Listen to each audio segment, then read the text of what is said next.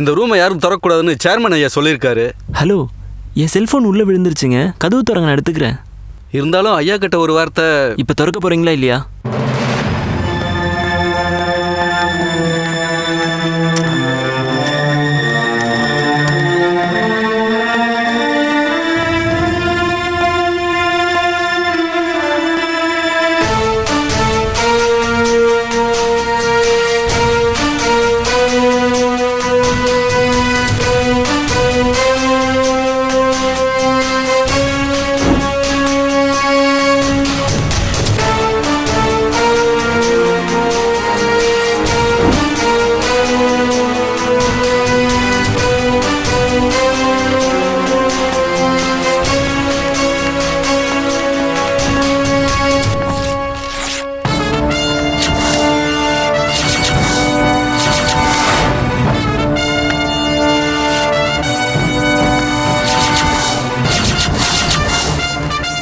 அருண், வேண்டாம் அருண், வேண்டாம், இதெல்லாம் பண்ணாதீங்க, விட்டுருங்க. இரு பிரியா.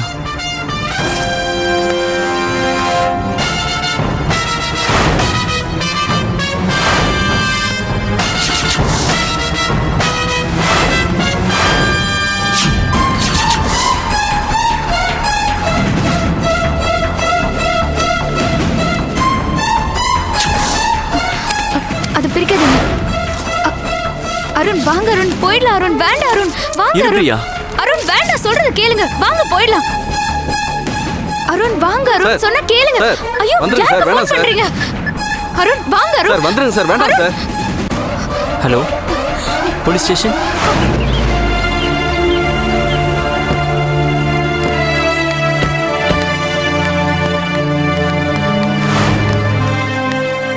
இதான் எங்க வீடு. அப்படியா மேடம்? வாங்க உள்ள.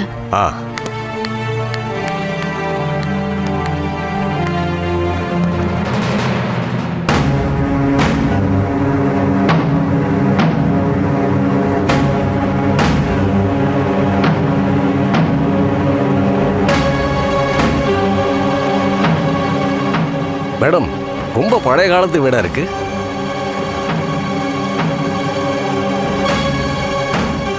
ஆமா, ரொம்ப பழசுதான். வர்தா புயல்ல போயிடும் நினைச்சோம், ஆனா தப்பிச்சிருச்சு.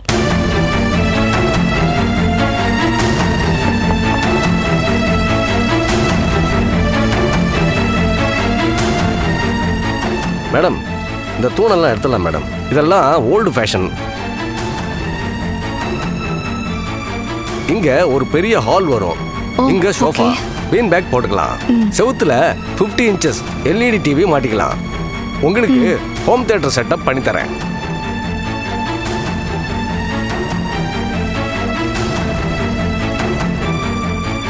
அம்மா கொஞ்சம் தள்ளிங்க.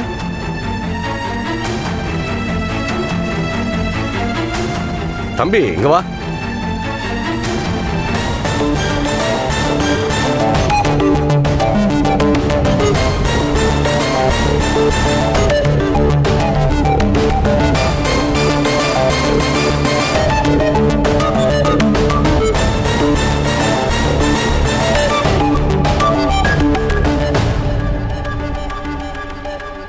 மேடம், கிச்சன் ரொம்ப பழசா இருக்கே. உங்க ஸ்டேட்டஸ்க்கு இங்க எப்படி இருக்கீங்க?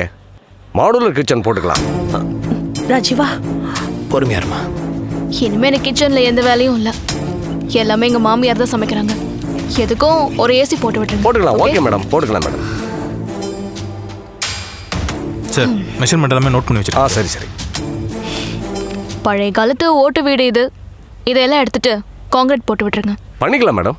ஓகே, ஒரு எஸ்டிமேஷன் போட்டு கொடுங்க. ஒரு நிமிஷம் மேடம். ஒரு 50 இருந்து 65 லட்சம் ஆகும். ஓமா,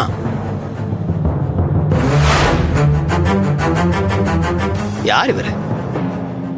தூணை இடிக்கணுங்கிறாரு, டிவி மாட்டணுங்கிறாரு. என்ன நடக்குதுங்க? யாருங்க மேடம் இது? இவர்தான் என் ஹஸ்பண்ட். ஹலோ சார்,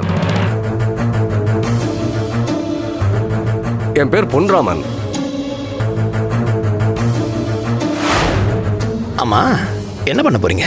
சார், நான் சிவில் இன்ஜினியரா ஒர்க் பண்றேன் மேடத்தோட ஆபீஸ்ல. மேடம் ரெனோவேஷன் பண்ணணும்னு சொன்னாங்க, அதான். யார் வீட்டை யாரு ரெனோவேட் பண்றது?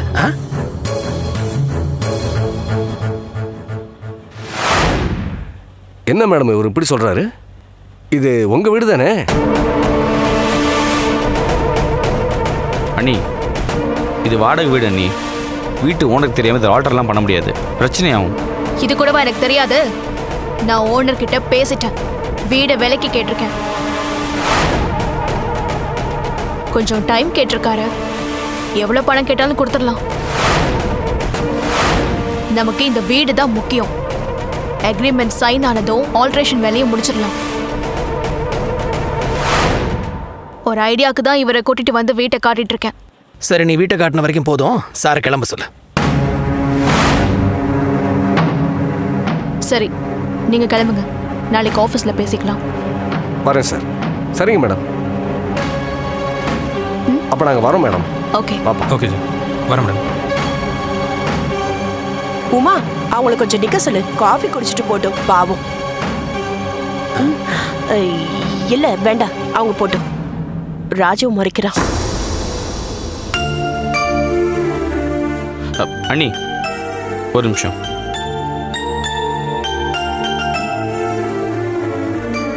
அண்ணி, நீங்கள் இந்த வீட்டை வாங்குறது சந்தோஷம்தான். ஆனால் அப்பா ஊரில் இல்லாத நேரத்தில் இந்த வீடு ஆல்டர் பண்ண வேண்டாம். அப்பா வந்துட்டோம், அவங்கள்ட்ட பேசிட்டு பண்ணுவோம். ஆமா உமா, நீ ஏன் யோசிச்சு பாரு. அவர் வரும்போது எல்லாமே மாறி இருந்தா என்ன நினைப்பாரு? அது மட்டும் இல்ல, ஸ்னேகா இருந்த விஷயம் கூட இன்னும் உங்க மாமாவுக்கு தெரியாது. அம்மா, என்ன நீ அவன்லாம் ஒரு ஆள் அவட்ட போய் பேசிட்டு இருக்கிற? அவளோட இஷ்டத்துக்கு முடிவெடுத்து ஆடுறதுக்கு இது ஒன்றும் அவளோட ஆஃபீஸ் கிடையாது, வீடு, குடும்பம். இங்க எது நடக்கிறதா இருந்தாலும் அதுக்கு எல்லாருடைய சம்மதமும் தேவை. நீ போமா, வேலையை பாருப்போ. உன்னையும் தாண்டா போ. ஏய், வீட்டை ரெனோவேட் பண்றேன்னு எவனாவது வீட்டுக்குள்ள காலை வச்சான், தூக்கி போட்டு மிதிச்சிருவேன். ஜாக்கிரதை. ஒரு காஃபி போடுமா, பொது தலைவலிலாம் வருது.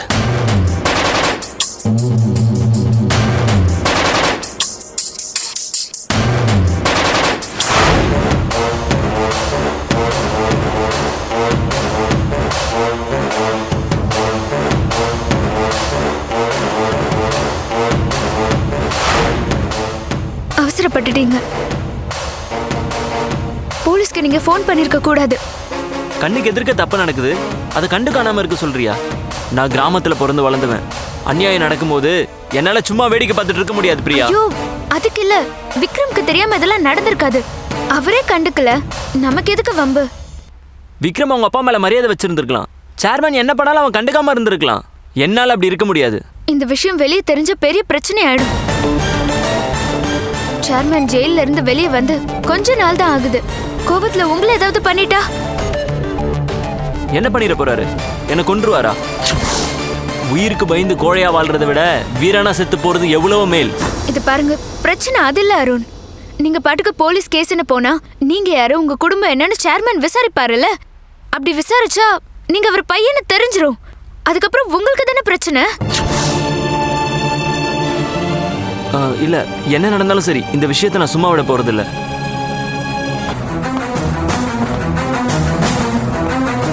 மேடம், சார், இங்க அருண்ங்கிறது யாரு?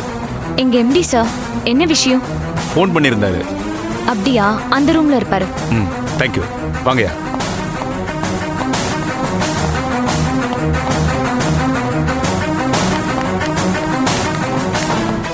வாங்க இன்ஸ்பெக்டர். அருண் யாரு? நான் தான். நீங்க தான் ஃபோன் பண்ணீங்களா? ஆமா சார். எங்க? வாங்க.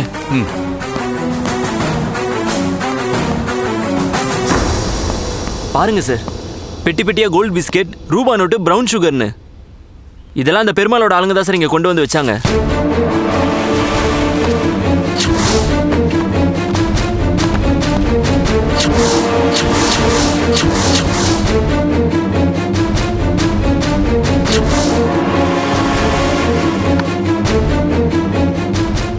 சரி, வாங்க.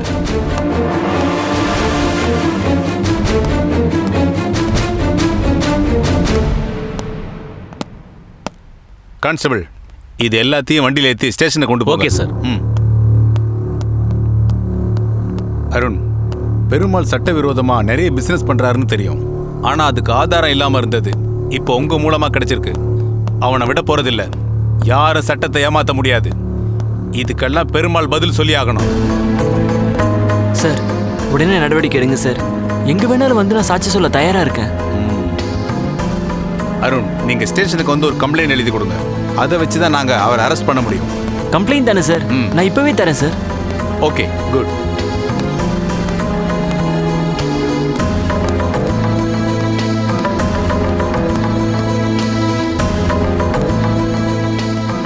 வாயா. எல்லாம் எடுத்தாச்சா?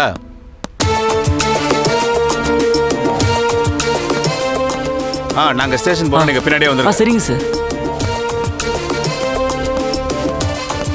சார், எதுக்கு சார் போலீஸ்லாம் வந்துட்டு போறாங்க? இல்ல அதெல்லாம் ஒண்ணும் இல்ல. ஒரு சின்ன problem. You all go back to your work. Okay sir. Arun, நீங்க தனியா ஸ்டேஷனுக்கு போக வேண்டாம். யாரையாவது துணைக்கு கூட்டிட்டு போங்க. வேணாம் பிரியா.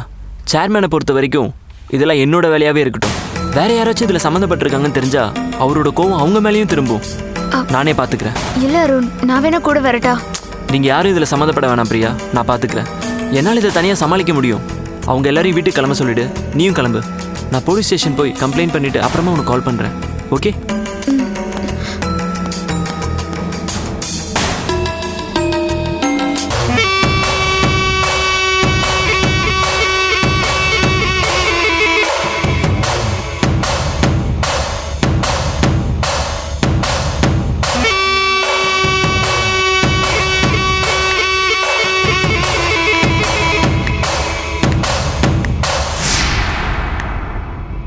யார் இதை பண்ணது?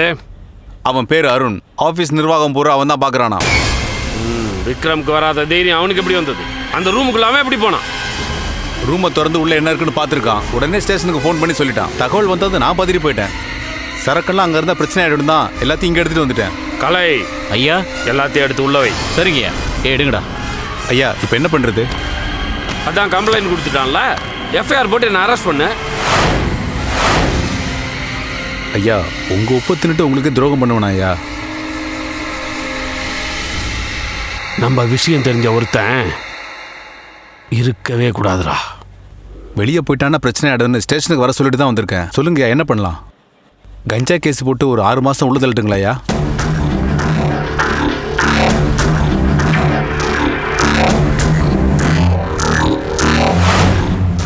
ஐயா, நமக்கு தெரிஞ்ச ஒரு டாக்டர் இருக்காருங்கய்யா. ஒரு ஊசி குத்தினாருன்னா மூளை கலங்கிருங்க ஐயா.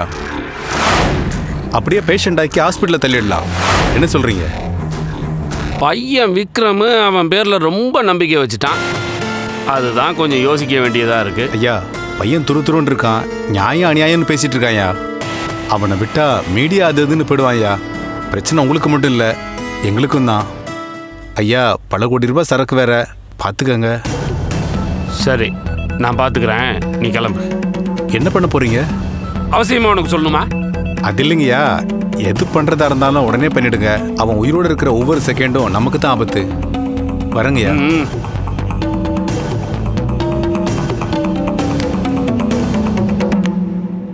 அருணா, ஏன் கலை? ஐயா சொல்லுங்க. தம்பியை பார்க்கறதுக்கான ஒரு பையன் வந்தானே ஆஃபீஸில் இருந்து, அவனா? அவனே தாங்கய்யா. சாவர வயசாடா அவனுக்கெல்லாம். சரி, அவன் மீதி. கலை ஐயா, அவனை போட்டுறா. சரிங்கய்யா. வாங்கடா. கலை ஐயா, வெளியே வச்சு செஞ்சிடாதீங்க, நம்ம இடத்துக்கே கொண்டு வந்து போட்டுருங்க. சரிங்கய்யா.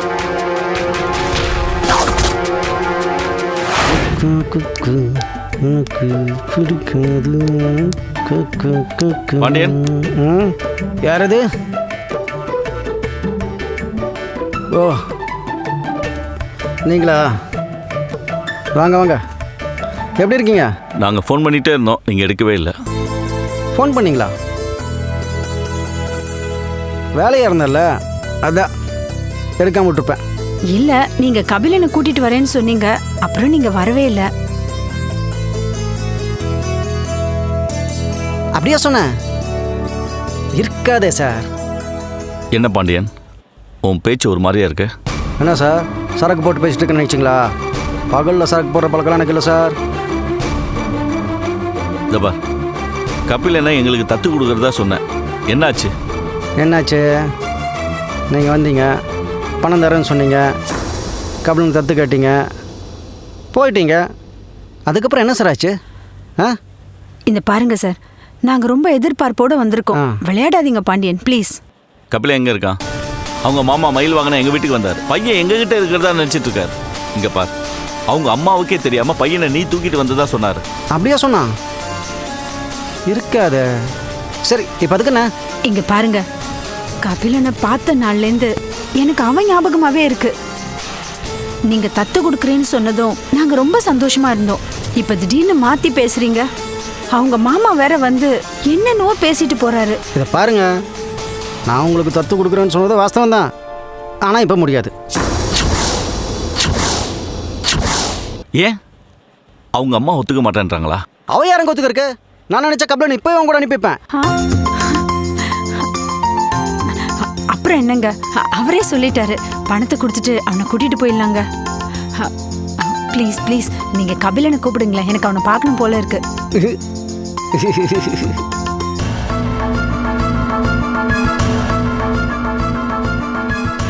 ஐயோ, ஏன் சிரிக்கிற? சிரிக்காம என்ன சார் பண்ணுறது? நீங்கள் வந்தீங்க, பையனை சட்டப்படி தத்தெடுத்துக்கிறேன்னு சொன்னீங்க, 1 லட்ச ரூபா தரேன்னு சொன்னீங்க. நானும் பணத்தை காசுப்பட்டு ஓகேன்னு சொல்லிட்டேன். பையனையும் தூக்கிட்டு வந்துட்டேன். அதுக்கப்புறமா விசாரிச்சதா தெரியுது, இந்த மாதிரி பசங்களுக்கு மார்க்கெட்டில் கிராக்கு ஜாஸ்தியாமே. 1 கோடி ரூபாய் வரைக்கும் தராங்களாம். இங்க பார், நாங்க குழந்தைய நல்லபடியா வளர்த்து ஆளாக்குறதுக்காக கேட்கிறோம். அதனால தான் முறைப்படி தத்து கேட்கிறோம். நாங்க ஒன்றும் மற்றவங்க மாதிரி குழந்தைய வெளிநாட்டுக்கு விற்கிறது கேட்கல. ப்ளீஸ், கபிலனை எங்களுக்கே தத்து கொடுத்துருங்களேன். நீங்க கேட்குற அளவுக்கு எங்களால பணம் தர முடியாது, ஆனா பேசினதை விட கொஞ்சம் கூட தரோம். கபிலன் எங்க இருக்கான்னு சொல்லுங்களேன் ப்ளீஸ். அகிலா, நீ சும்மா இரு. சார், மேடத்தை ஏன் திட்டுறீங்க?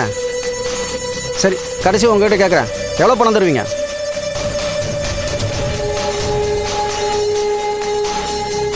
அவர் தான் கேட்குறாருல, பணத்தை கொடுத்துட்டு பையனை கூட்டு போயிடலாங்க.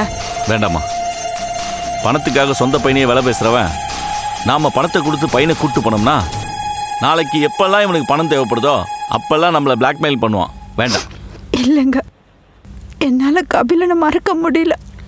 ப்ளீஸ். அகிலா, நரிக்கு பயந்து முதலைகிட்ட மாட்ட சொல்றியா? வேண்டாமா, நாட்டில் எத்தனையோ ஆசிரமங்க இருக்கு. அங்க போய் கேட்டா நாம விரும்புற மாதிரி குழந்தைங்கள 1க்கு 4 எடுத்து வளர்க்கலாம். இல்லைங்க, எனக்கு கபிலனை மறக்க முடியும்னு தோணல. உள்ள இருக்குதுங்க மேடம், பாருங்க. என் பொண்டாடி கூட என் பையன் மேல இவ்வளோ பாசம் வச்சதில்ல, நீங்க வச்சிருக்கீங்க. சார் சார் சார், சீக்கிரமா சொல்லுங்க, எவ்வளோ பணம் தான் போறீங்க? வேண்டாம் பாட்டி, எங்களுக்கு உன் பையன் வேண்டாம். நாங்கள் கிளம்புறோம். அகிலா, போலாம். அதான் சொல்லிட்டாருல்ல, கிளம்புமா, கிளம்புங்க.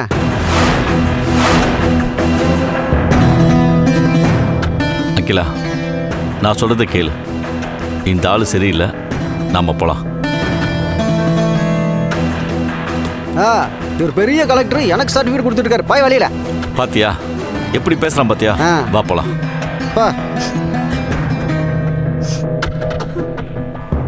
குழந்தைய பத்துக்கு வக்கு இல்லை, இவனுக்கெல்லாம் மீச. ஏய், என்னடா படா, எனக்கு 10 அதுக்கு ஃப்ரெஞ்சு வீடு வேற. வாங்க.